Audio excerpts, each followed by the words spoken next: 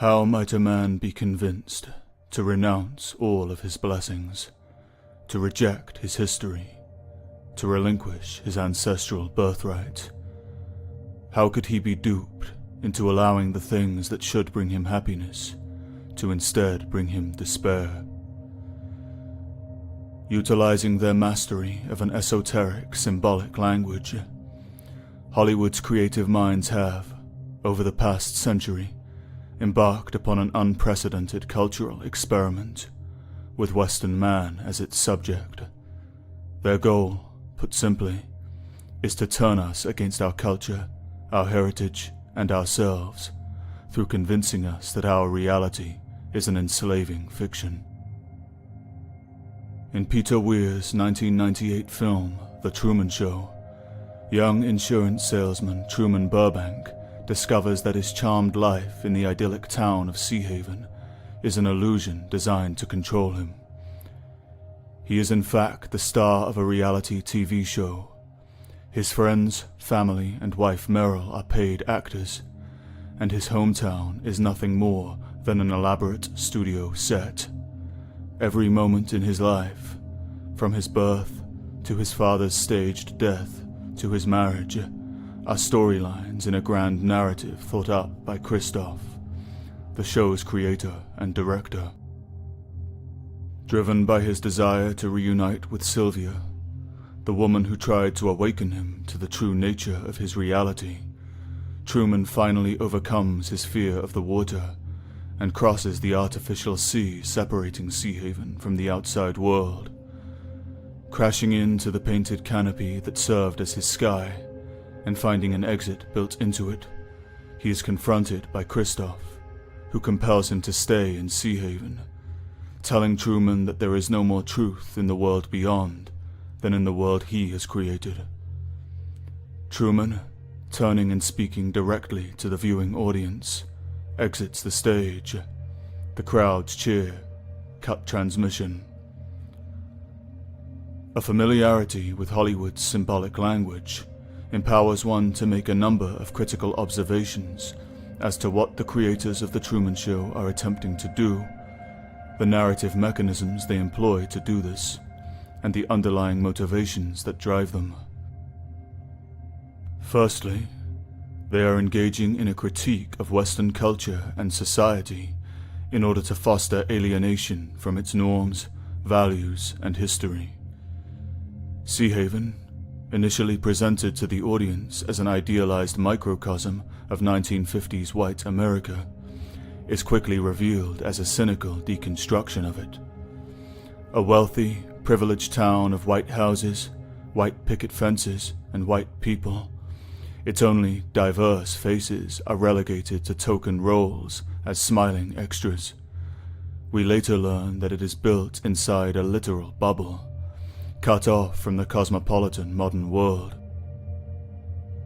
Its Norman Rockwell-esque aesthetics are presented as commercialist kitsch. Its old-time values of family and community are mocked as clichés, and its old-fashioned denizens are depicted as anachronistic stock characters.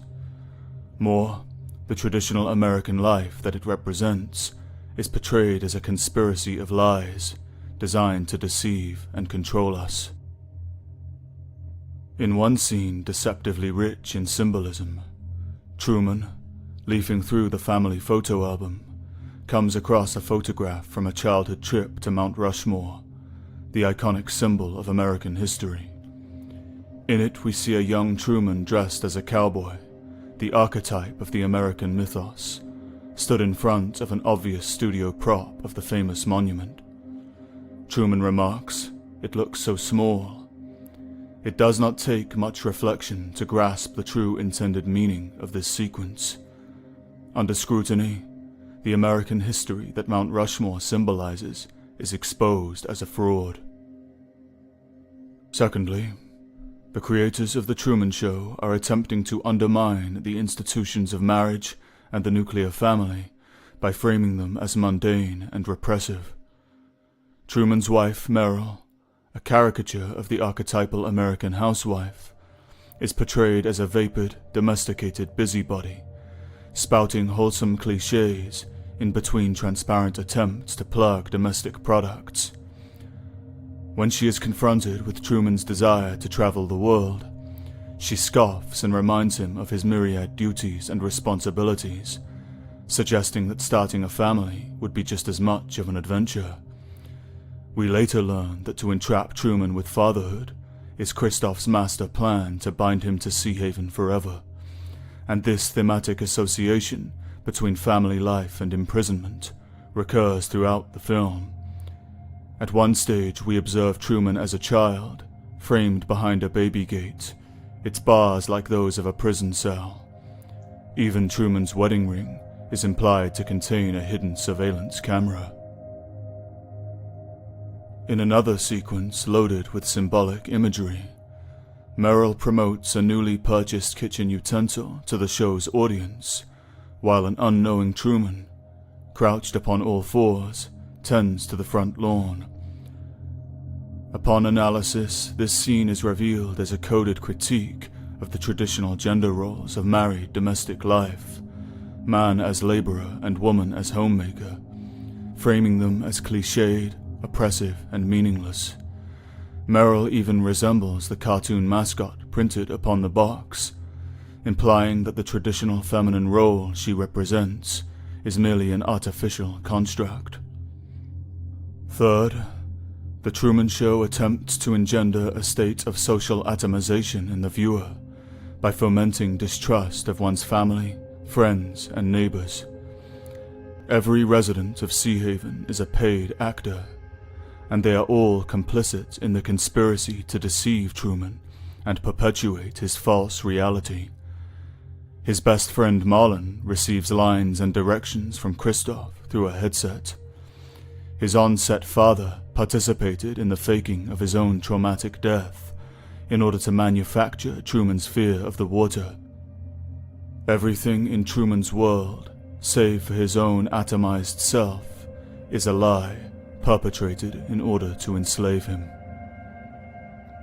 Fourth, the film's creators endeavor to foment resentment against conservative social forces that might seek to protect them from destructive cultural influences. Christoph, the show's creator, has isolated Sea Haven from the modern world, which he condemns as sick and evil. He has, in effect, created a controlled habitat to preserve a timeline in which Western society was never subjected to the demoralizing forces of cultural Marxism. For this, he is characterized as a megalomaniacal tyrant, unnaturally attached to his nostalgia for an obsolete past world that never even really existed to begin with. Lastly, the film undertakes to instill a sense of oikophobia, defined as fear or hatred of one's home and native society, into the viewer. In this context, Fiji serves as an obvious metaphor for liberation from Western culture and civilization. In Truman's words, you can't get any further away before you start coming back. The Truman Show, then, is a manifesto for a worldview that presents the self as the only truth and the fulfillment of personal desires as the only valid purpose. Family and community are mere limitations imposed upon us by others for their own selfish ends. Parenthood and marriage are repressive and suffocating. Walls and borders are built not to protect us from a hostile outside world, but to hide the riches of that world from us. Our culture is nothing more than a proliferation of commercial products. Our traditions are a set of tired cliches, and our history is a pious fiction. And all of it, the film proposes, must be rejected if we wish to be free. The Truman Show asks that we relinquish our role as the protagonist of our own story and step off the world stage, as Truman stepped off Christoph's set. But the Truman Show is no isolated cultural anomaly. A cursory analysis of the history of Hollywood film reveals the continual recurrence of its central themes. In 1998's Pleasantville, the white inhabitants of a wholesome 1950s sitcom discover the falsity of their idyllic world, rebelling against its values with the help of two 90s teenagers.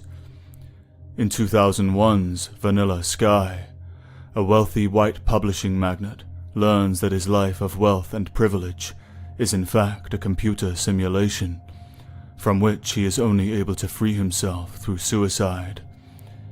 In 1997's The Game, a rich white investment banker discovers that his privileged life is the source of his despair, and only learns to live authentically after everything is taken from him. The real message of The Truman Show, and all of these corresponding narratives, is simply this: you'll have nothing, and you'll be happy.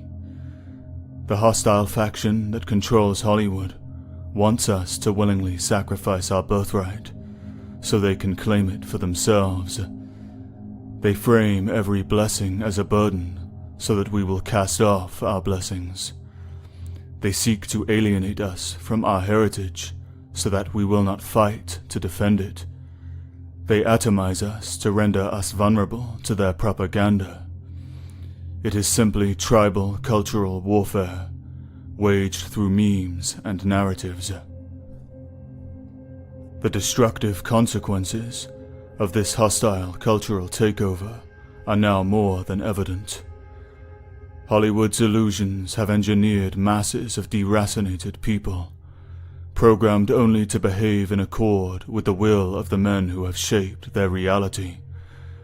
Alienated from their own heritage and unmoored from the things that give life meaning, they seek fulfillment in the untrammeled pursuit of personal desires, in foreign lands and foreign cultures, in ideology and social activism.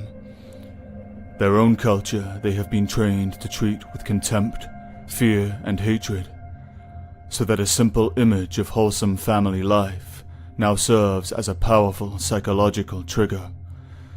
Conditioned to see everything life-affirming as necessarily false and repressive, nihilism has become their only truth, and in the void they see the promise of freedom. And as a result of all this, they respond to the destruction of their societies and the theft of their birthright with shrugging indifference or even twisted enthusiasm.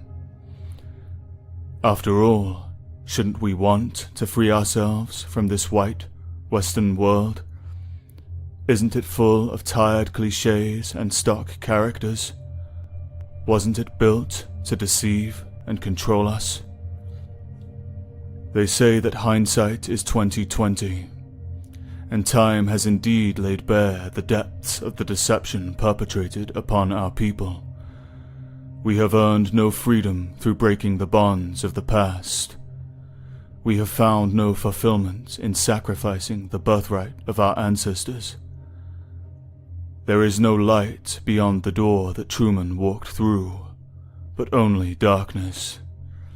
In 2022's world of globalism, degeneracy, white guilt, multiculturalism, and medical tyranny, one can readily imagine the same people who would have once unquestioningly embraced the film's worldview, instead pounding their fists on the other side of Sea Haven's walls, desperate to get in. We have seen what our enemies call truth, and we reject it. We want our truth, a world shaped by our will, made in our image. We want the world our ancestors built for us, before they were duped into giving it away. If we are to live by a script, let it be one we have written. If we are to live in a bubble, let it be one we have built. Sometimes freedom is found inside the walls.